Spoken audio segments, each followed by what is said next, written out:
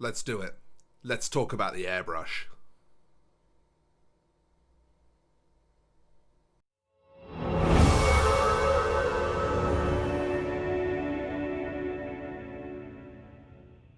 Of course, we're not going to actually talk about a hairbrush. I want to talk about one of these things. Now, I've been asked a lot recently to do some video content showing how I clean and maintain my airbrush. I've got a lot of friends, especially in my Patreon Discord, who are starting to get into airbrushing recently for the first time. And they were hoping for some hot tips on how they can keep their airbrush running its best and performing continuously under repeated use. Especially when we first get an airbrush, things like clogging and just keeping on top of general maintenance are really hard work. So I've put together just a little bit of a pre-recorded walkthrough of what I do for a typical cleaning session when I'm looking after my airbrush. Okay, so to begin proceedings, I want to talk you through the things that you're going to need in order to get your airbrush nice and clean. First of all, you're going to want an airbrush that's pretty brutally shitted up. And I will be honest, internally, mine isn't too bad because I kind of just tried to stay on top of it. But it's still, you know, it needs a clean. It needs a clean. You're going to want some kitchen paper, some kitchen towel, some kitchen roll. Don't use toilet roll. Toilet roll has quite a bad habit, unfortunately, of leaving little bits of lint that clog up your airbrush. Kitchen roll is much better at not doing that. So use kitchen roll, not toilet roll. You're also going to want to grab yourself one of these little things. These are available off Amazon, usually in airbrush cleaning kits. I'm going to zoom in on this for a second just to show you a detail on it. You can see it has this flat one side and around the other side. And what this does is it means that when you insert it into an area that's clogged and then twist it, this flat area grabs hold of clogged paint. So if you've got serious deep cleaning issues, this is going to grab hold of that paint, scrape it away from the sides of the nozzle of your airbrush or something like that, and then you're going to be able to drag it out, or you're going to be able to, you know, tap it out or whatever. Now these, like I say, they normally come in airbrush cleaning kits, and in those airbrush cleaning kits you usually get something like this as well, some pipe cleaners. You tend to only find that you'll need the smallest size of these. To be honest, most of them won't fit through any of the holes in your airbrush, but the smallest size will quite handily. It always helps to have a piece of sponge on hand. This usually ends up getting torn up into smaller, more manageable pieces, but this is just a bit of Snazaroo face paint sponge. But you can kind of use whatever you fancy, really, whatever you've got at hand. A bit of kitchen sponge is fine, you know, whatever, really. And then finally, the secret weapon, and the thing that kind of goes a little bit underappreciated, is a tub of BioStrip 20. BioStrip is a non-toxic, non-hazardous paint stripper. It's a paint stripper that is... Sorry, I said non-hazardous. What I should have said was non-toxic biodegradable.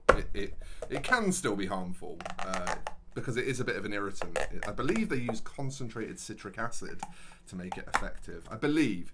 You can see mine's got a bit of scum on it from being used, but this is what it usually looks like. It can also come in a liquid form, thinner form than this. It's usually more of a sort of milky liquid if that's the case. But this product is what I use for stripping all of my eBay rescues. And apologies for the cut there, but I actually decided that seeing as we're talking about BioStrip, we can do a little 2-in-1 bit of extra free information. So here is an Intercessor Sergeant that I rescued from eBay. You can see it's not particularly badly painted, but it's a bit thick in some areas. Like the paint is built up to the extent that it's actually created texture in some areas. And the conversion might need a bit of attention. I'm not sure that I really want to leave this arm on there. Not necessarily super happy with it. So what I'm going to do is, whilst we're talking about airbrush cleaning, I'm also just going to dunk this guy into the BioStrip. Just leave him like that. And just for the length of recording this video, I'll let you know how long he's in there for. But he will be serving as an illustration of the effectiveness of this stripping method. So, the airbrush cleaning itself. Well, the outside cleaning is really, really simple. And the outside cleaning, I think, is probably the first thing to show.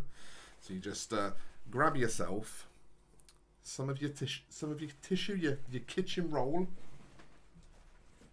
I like to use a paintbrush to apply BioStrip. You do not have to, it's not essential. We're just going to take a little bit of BioStrip on a paintbrush and we're just going to paint it on. And the outside of our airbrush here should be able to resist the BioStrip, but if it can't and we strip it back down to metal, that doesn't really matter. It doesn't really matter if the airbrush itself ends up stripped back down to metal. It's not the end of the world. It's not going to affect the performance of the airbrush, but what we do want to do is just make sure that we are combating all of that built up paint. Yeah, I've not actually given this airbrush a deep clean since I got it, which is kind of low-key because I wanted to make sure it got really shitted up so that I could produce this video.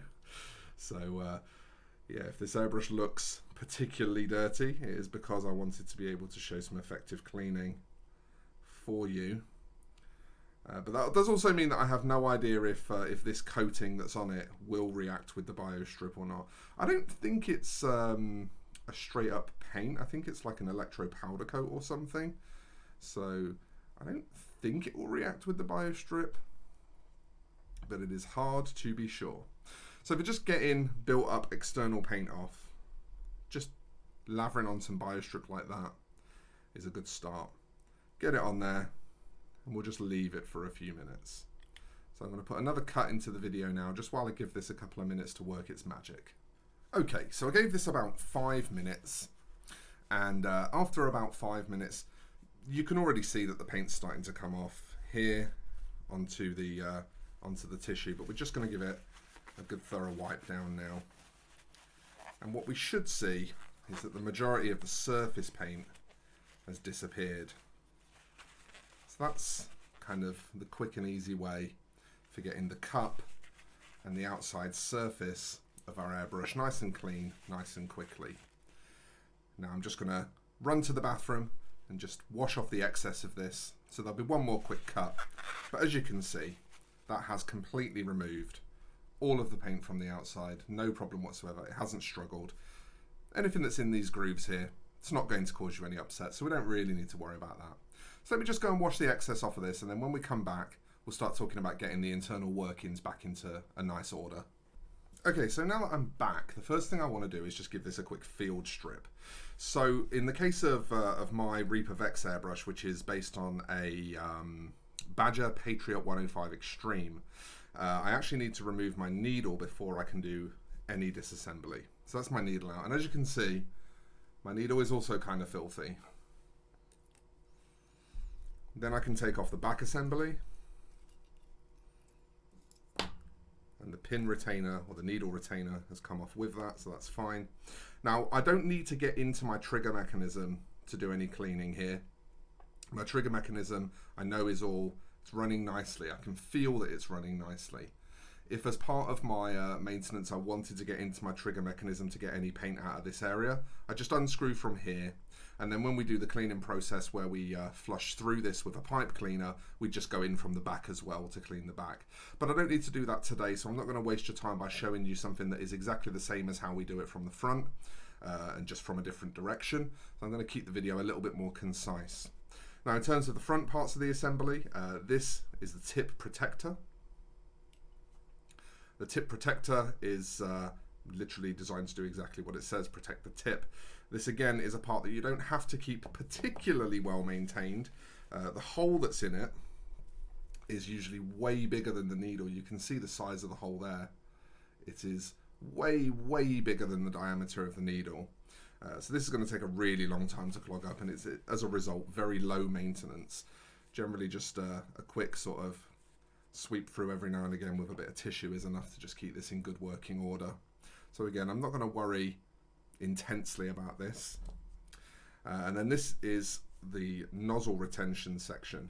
Now this section will get quite dirty on the outside because any paint that spills out from over the cup tends to land in that direction. But it's pretty good in terms of the inside here staying pretty clean. You don't tend to find that any paint can get in there. Different airbrush designs do vary on that. There are some airbrush designs where the inside of this gets really, really mucky. Now my tip itself, in the case of my airbrush, is push fit, so that's nice and simple. I just pull my tip out from this locator here and it comes out. Again, your tip will probably be screw fit and your tip will probably be a lot smaller unless you specifically use a Badger brush. This is a design that's fairly unique to Badger. I say that as I then immediately realise that Harder and Steenbeck are also kind of a push fit. The tip housing, the tip retainer, actually holds them in place, but either way, all is good. Tip is removed. And that leaves us with just our body. So the first thing we can do is just continue to get a bit of tissue in there. One thing you are going to find immediately once your needle is out is that your trigger assembly is going to be a lot more willing to move around and come out of position. You are going to have to sort of wrestle this back into place when you reassemble. So just bear that in mind when you strip your airbrush. The needle is what holds your trigger assembly where it needs to be, and as soon as you start messing with taking your needle out, you're going to find that this sort of backs itself off and ends up somewhere where you may not necessarily want it. By loosening this part off here, I'm able to just relieve some of the tension on it, which will make it a bit easier for me to get back into place when I need to. But we don't need to worry about that too much right now. Just a good wipe off on the front here. No need to go into any dramatic levels of detail. And again, you kind of have options at this point. If you're really shitted up in here, you might want to get some bio strip onto one of these and have a good thorough scrub through. I tend to find with this particular airbrush design that I use, I get very, very little paint buildup actually inside my airbrush. Generally, it's very, very good in this area. And so I don't tend to find that I have to clean that part of my airbrush very often. But as you can see, all I'm doing is just inserting the pipe cleaner and just scrubbing backwards and forwards. And that little track that the needle's designed to sit in just needs to be cleaned away nicely, just to let everything kind of run smoothly and freely again. And always just be thorough to make sure that you are tissuing off any excess paint as well. That kind of does matter. Now again, with some airbrush designs, you will find that these threads that hold on the tip retainer, these will be greased with beeswax. In this case, they're not. And that's actually fine for me because I tend to use PTFE tape to air seal these anyway. So because I use PTFE tape to get a nice air seal on these, I don't need any kind of seal from my beeswax. If yours are beeswaxed or have some kind of other lubricant that's being used to plug the air gap, you are going to find that as you clean this, even after the first session, you will probably start to get air escaping through this seal. So I would advise you grab yourself a roll of PTFE tape.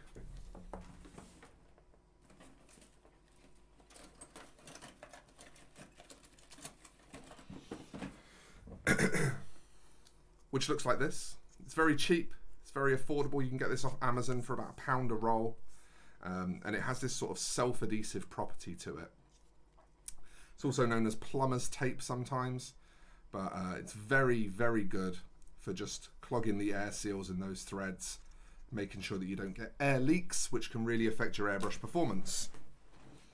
So once we've got the body clean, the other things that we need to really worry about are the tip and the needle. Now for the tip, what I tend to do is just grab my little spiky guy here, pop him in, and you'll see that he pokes out the other end. And because he pokes out the other end, that means that I know I can use him to get this tip thoroughly cleaned. If you happen to have a really narrow nozzle or tip on your airbrush, then using one of these spiky tools to clean it can often be something that doesn't really work very well because they can't get all the way to the end of it. But in the case of the Badger brushes, the tip, the nozzle, is usually wide enough that one of these spiky tools will get right in there, and you can see, or you might be able to see, just that little bead of dried up paint that I pushed out. And I can just kind of keep repeating that process, just twisting over the end of this little spiky tip until I see no surplus paint being pushed out. So that's one thing you can do. The other thing that you can do if you wish to is just gently get a cocktail stick with a bit of BioStrip on it and just give it a little swish in there. Soon as compressed air passes through this, it will blow out any BioStrip that you've left in there. But this can be a good way to just persuade any stubborn paint that's built up in there from loosening. BioStrip is a very immediate and very powerful loosener of paint.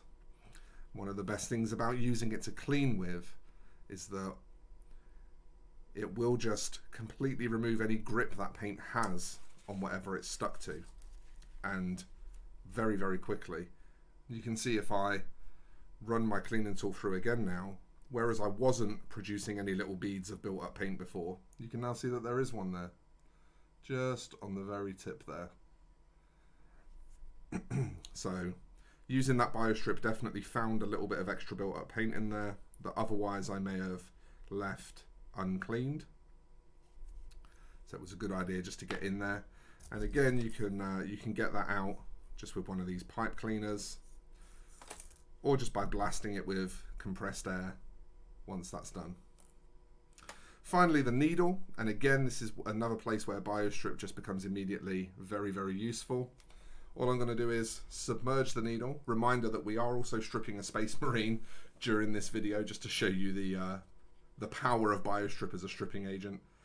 So we just pop it in, and you'll see that it immediately picks up a coating of BioStrip. I've literally just swiped it through.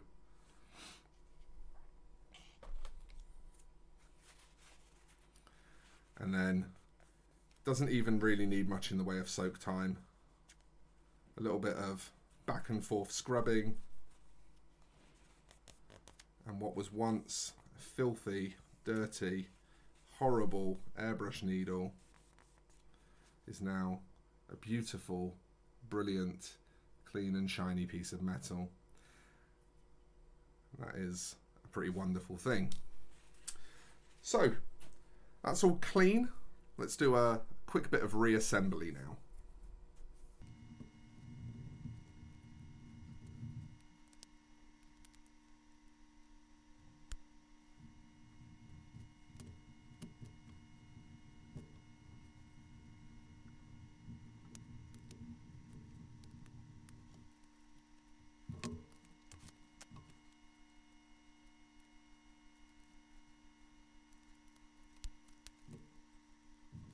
Okay, so that's the airbrush completely field stripped, cleaned and reassembled.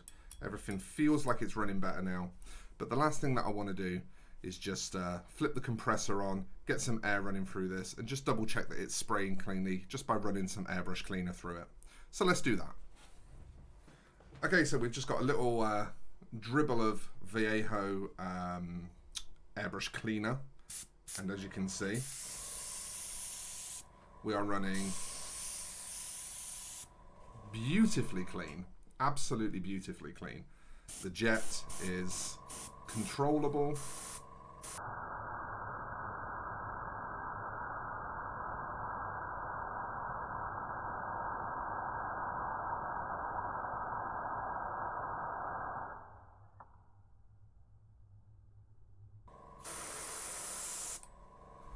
Is running absolutely crystal clear. And we're going to be able to enjoy lots of really nice spraying without any problems going forward from there. And that's what we want. That is the idea of the process. We want to be able to get our airbrush back to good cleaning order, or back to good working order. So what about the fate of our little Space Marine? He's ended up being in here. I've been recording this entire video for about 30 minutes. It's not going to be that long after I've edited it. And he's been in here for probably about 15 of those. So what is his fate underneath all of this BioStrip? Well, here's just a gentle brush with a toothbrush. You can see I'm not scrubbing at all here. I'm just using this toothbrush to move the BioStrip out of your way. And you're going to very quickly realize that we're basically back down to grey plastic here. So I'm just trying to move some of this build-up out of the way. I do find usually that I have to blast this under a tap just to actually get the biostrip off. But what you're going to start seeing is that we're actually back to raw plastic here, just from being sat in there doing absolutely nothing for about 15 minutes. There's going to be a couple of stubborn areas, that's always the case, but if you just let me go and give this a quick wash, I'll come back and I'll show you what it looks like without all of this blobbiness over its face. Okay, so this isn't going to fully show you the power of biostrip, because obviously what I've done is just washed off the biostrip. Whereas what I would normally do is I'd have my toothbrush while I'm running it under the tap, and I'd be scrubbing the recesses like this, very gently, just in sort of soft circular motions, whilst running it under the tap. And you can immediately see already that whereas what that is grey plastic with blue trapped in the recesses, just the gentlest of touches with the toothbrush is removing the blue from the recesses. That paint is no longer adhered, it's just stuck in there because all I've done is run this under a tap. As soon as it's given any friction or force, it starts to disappear. So what you can see here basically is that as a paint stripper, this product needs 15 minutes with zero effort or work whatsoever. No ultrasonic cleaner required, none of that kind of business. It literally just needs 15 minutes to soak, and then just the gentlest of touches with a toothbrush will remove what's left. And it's very simple, very straightforward, and we'll get your miniatures back to completely good as new condition. And also your airbrush. Let's go back to the face cam. And there you have it, nice and simple. Now, a lot of the methods I use are a little bit unorthodox, but they're methods that I've developed because they work for me. They don't take too long for me to execute them properly, get the airbrush performing nicely again. But I also find that in particular using biostrip to clean certain elements of the airbrush leaves behind just an ever so slight paint resistant film afterwards.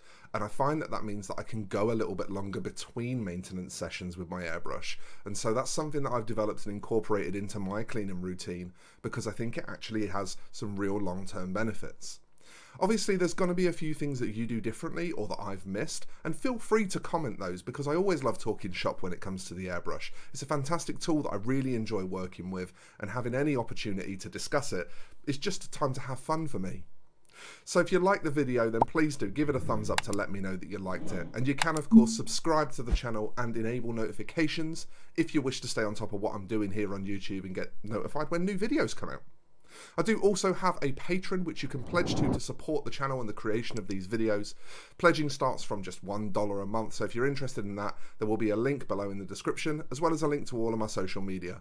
I'm going to get out of here now, folks, and roll those end credits. Thank my existing patrons, but I will see you in the next one. So thanks for watching, everyone. Bye for now.